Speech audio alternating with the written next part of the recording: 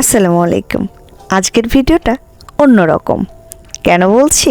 কারণ ভিডিওতে চমক আছে। আজকে আপনাদের নিয়ে যাব আমি চিত্রনায়িকা বর্ষার বাবার বাড়িতে।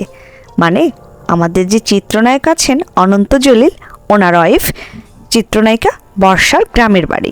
ওনার গ্রামের বাড়ি শাহজাদপুর, অর্থাৎ সিরাজগঞ্জ জেলার শাহজাদপুর উপজেলার বকুলতলাতে। তো আজকে আমি যেহেতু অফিসের কাজে ওইদিকে গিয়েছিলাম, তা আপনাদের জন্য একটু ভিডিও করে এনেছি। এই যেটা দেখতে পাচ্ছেন, এটা হচ্ছে বাঘাবাড়ি নৌবন্দর। দেখেন নদীতে অনেক ছোট বড় জাহাজ বাঁধা। এই জাহাজগুলোতে করে তেল বোধহয় পারাপার হয়, কারণ এখানে তো ওয়েল ডিপো। আপনারা অবশ্যই বাঘাবাড়ি নৌবন্দরের নাম শুনে থাকবেন। উত্তরবঙ্গের ভিতর এটা অনেক বিখ্যাত। এই যে বলতে বলতে চলে এসেছি নায়িকা বর্ষার বাসায়। এটা হচ্ছে বাসার মেইন গেট। তো চারপাশের লোকজনের সাথে কথা বলে জানতে পারলাম বাসায় তেমন কেউ থাকেন না, বর্ষার বাবা থাকেন। উনি বোধহয় ভিতরে ছিলেন, মেইন গেটটা লাগানো ছিল, যার কারণে আমরা ভিতরে যেতে পারিনি। যাই হোক, কোনো রকমে আপনাদের জন্য একটু ভিডিও করে এনেছি।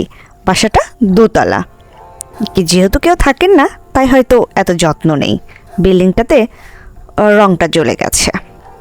যাই হোক, বাসার পাশেই আছে তাদের নির্মিত সুন্দর একটা মসজিদ, যেটা অনন্ত জলিল এবং বর্ষার দুই পুত্র আরিজ এবং আবরারের নামে করা।